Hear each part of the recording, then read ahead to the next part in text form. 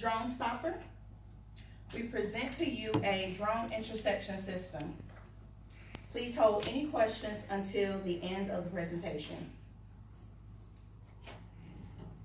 Our team consists of Ms. Andrea Duncan, Lieutenant, a part of Georgia Corrections Academy; Javaka Johnson, Captain at Georgia State Prison; Katrina Inman, Chief Counselor at Montgomery State Prison; and Vashti Brown, Deputy Warden of Care and Treatment from Smith State Prison; and myself, Lieutenant Houston, Recruitment Lieutenant at Coastal State Prison.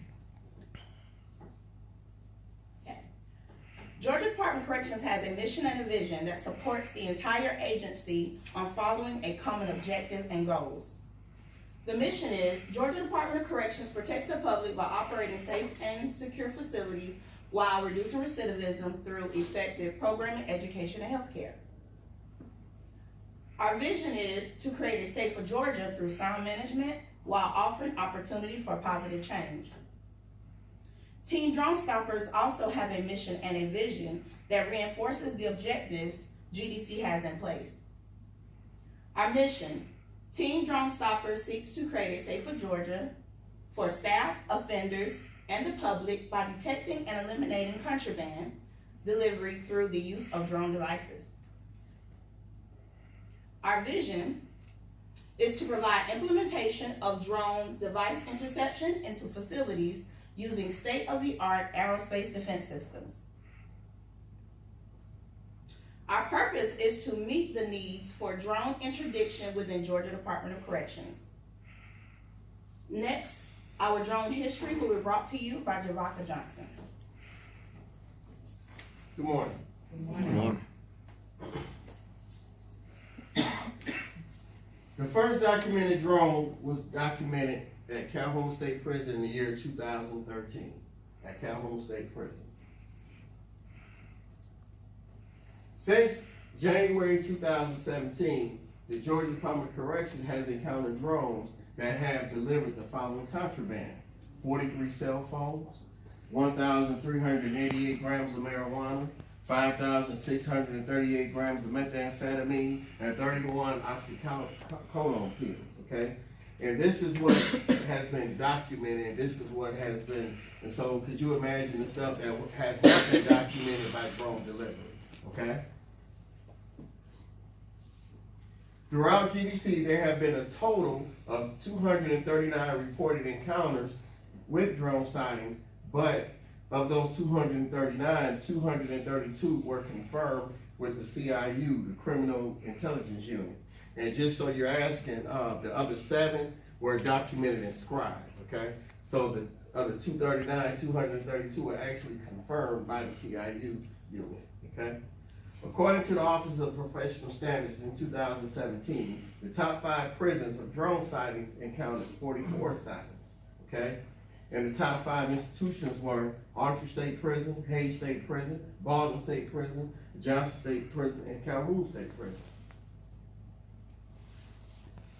In 2018, these same 5 prisons encountered 150 drone sightings. So if you can see, in 2017, we had 44 drone sightings, and we jumped up to 250 in 2018. So now we all see the need for drone interception systems within our facilities, because that's a 200% jump almost, okay?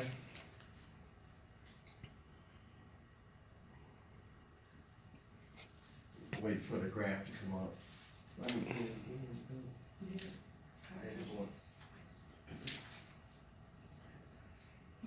Okay. All right. And as you can see through this pie chart here, you can see the number of drone sightings and detection throughout our agency here. And as you can see, the top 5 are underlined by red, but you can see Archer State Prison leads the pack with 48. And as you're gonna learn later in our presentation, we have 48 for Archer State Prison because, as like I stated, you're gonna learn later, is that Archer was a pilot facility for drone detection. So that's why the number is 48. But like I stated before, that this is just what we've seen, this is what was reported. So could you imagine the stuff that actually went through the drone detection, who drones delivery that wasn't reported, okay? And as you can see, Archer State Prison had 48, Baldwin State Prison had 5, Calhoun State Prison had 5, Johnson State Prison had 1, and Hays State Prison had 5. Okay? Now I would introduce the song, present to others, Ms. Andrea Duncan, and she will go over drone interception systems. Good morning. I have a video to show. Give it a second. And this is important to show on why we need drone detection in our prisons.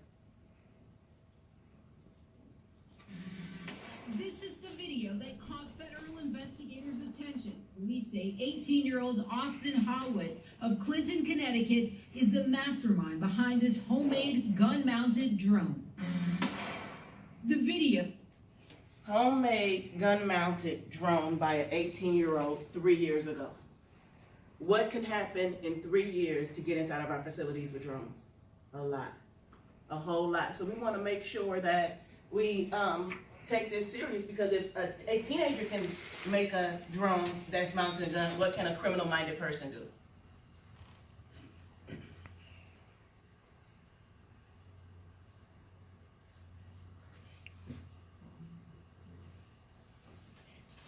Pointed at you. It's a system of highly sensitive sensors combined with the capabilities to monitor and detect incoming drones. It provides the user with the knowledge of incoming drone threats. The system runs off of an RF frequency that gives us an opportunity to intercept the contraband before it makes it into our prisons. Why is it important? Well, as we just seen in that video, an 18-year-old was able to build and mount a gun onto that drone. So could you imagine if a offender was to get cell phone, drugs, weapons, or tools inside the institution? We have now armed a very dangerous person. So it's definitely important and needed. If it falls into the wrong hands, we have a dangerous person that out there and puts everyone at risk.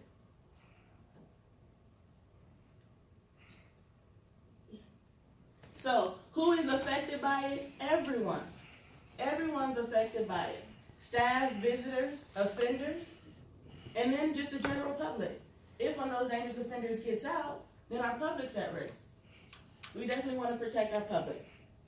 So, to talk about which device we picked, I'm going to bring up Katrina Inman, and she'll discuss that with you.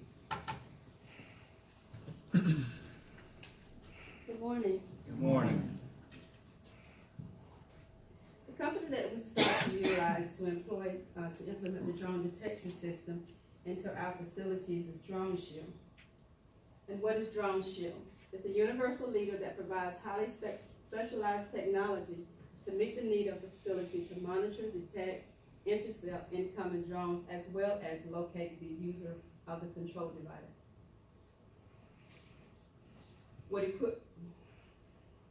What equipment will be used? The Drone Sentinel integrated system, which consists of 4 radar zeros, 4 RF1s, and a base unit. The Radar Zero detects and tracks small drones up to a half a mile. It also is capable of tracking up to 20 targets at the same time. It provides real live graphical user interface, which immediately identifies and tracks incoming or nearby drones in 1 second. It also has a smooth integration to any technology for quick notification to our designated staff via email, text, laptop, or either computer device. The RF1, it detects the radio frequency of a commercial drone within a 3.1 mile radius. It operates on a 2.4 and a 5.8 gigahertz band, which is the most common frequency for drone devices. It detects communication between the controller and the drone, which allows the designated staff to identify and locate the user of the remote control, and possibly leading to apprehending the suspect, as well as it distinguishes between drone and non-drone activities. So it won't mistake a microwave or a cell phone frequency for drone activity. The base unit, which is the mast, the sensor bracket, smart hub, cabling, and the compute node. And the compute node is what collects the information from the multi-sensor data to promptly identify the facility of drone threats. And it is recommended that we utilize the Drone Sentinel integrated system because it provides a 360-degree coverage of the facility. So what are some advantages of using Drone Shield and Drone Shield Sentinel? It provides full installation and training, which we learned through our research and speaking with Mr. Sean Ferguson. When we went with D-Drone, he had to provide, he had the complete installation of the equipment as well as kind of do the train individuals on his own. It provides 360-degree full coverage of the facility. It alerts designated staff within a 1 second period. You can't beat that. It can be used as an individual or a standalone unit, whereas if we can put the equipment in one centralized location, or we can place it throughout to the facility, which will provide more coverage. Exceptional customer service. That is one of the key things that our Department of Correction kind of preaches to us. So therefore, when we making business transactions or dealing with other companies, we want that same customer service experience to be courteous, professional, and helpful up to installation, even after the fact. And the ability to apprehend the suspect, which we want to be able to catch whoever is trying to bring this contraband or lead this illegal activity into our facilities.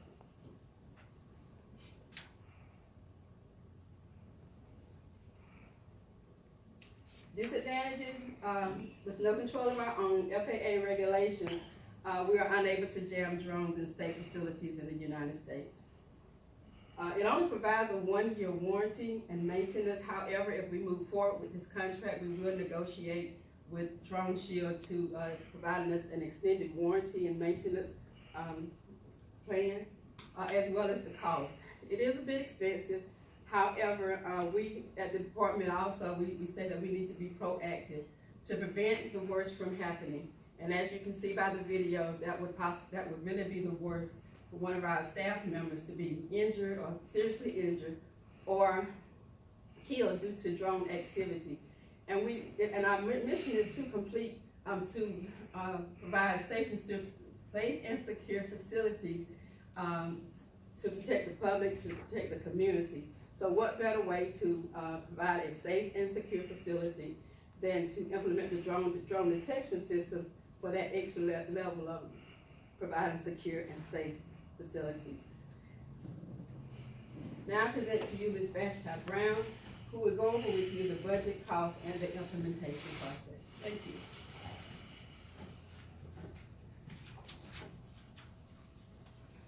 Good morning. Okay, so now we're gonna talk about money, because we do have to spend some money in order to secure our facilities, which will accomplish our main goal, safe and secure facilities. The departmental budget is $1.2 billion. That is a very large pie. And y'all think that would be enough to implement this plan immediately. However, just as the department has a mission to have safe and secure facilities, we also have a mission to provide programming, to provide health care. All of those things take money. So that budget, that pie, that big pie, everybody needs to get a piece of it. So we came up with an implementation plan that is extended. We have a 3-phase plan that is extended over a 15-year period. Now, when we tried to determine how we were going to go about implementing as to which facilities should come in phase 1, phase 2, phase 3, we looked at the size of the facilities. Now, the reason we didn't look at those top 5 you saw earlier in the presentation, that data was skewed. Some of those hits were reported by the Criminal Intelligence Unit. Some of those hits were in incident reports and Scribe. But the biggest factor was that Autry and Calhoun were currently pilot sites for drone detection systems. So of course, they got more hits than your facilities that did not have drone detection systems.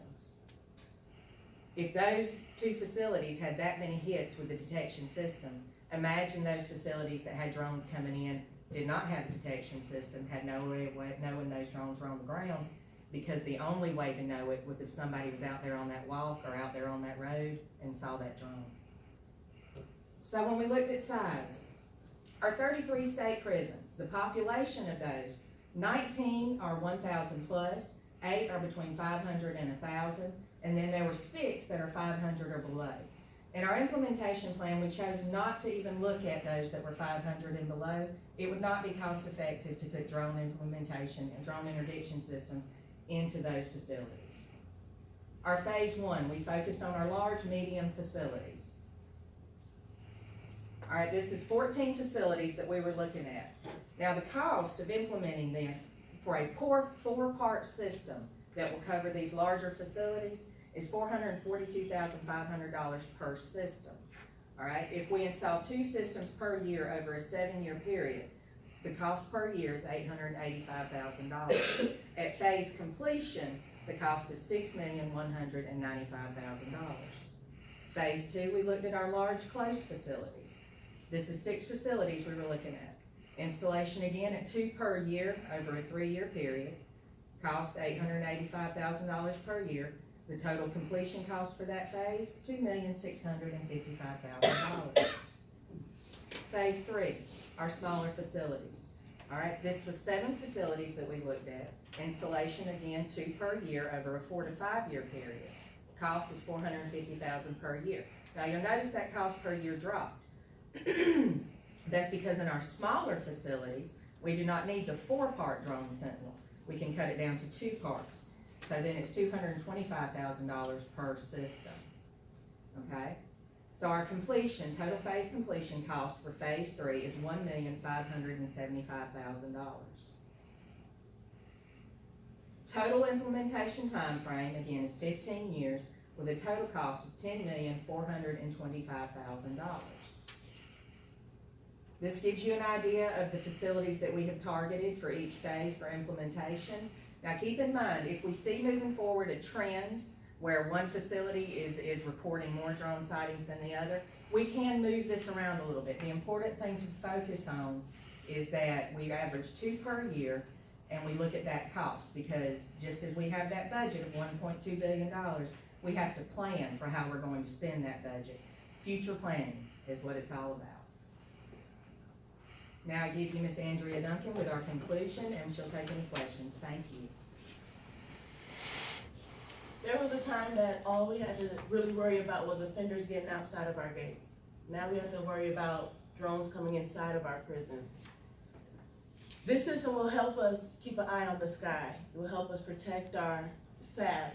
Our staff on the ground will have a sense of relief knowing that they don't have to always look in the sky looking for a camera watching us. The safety of our staff is priceless. Are there any questions? Yes. Yes. Yes.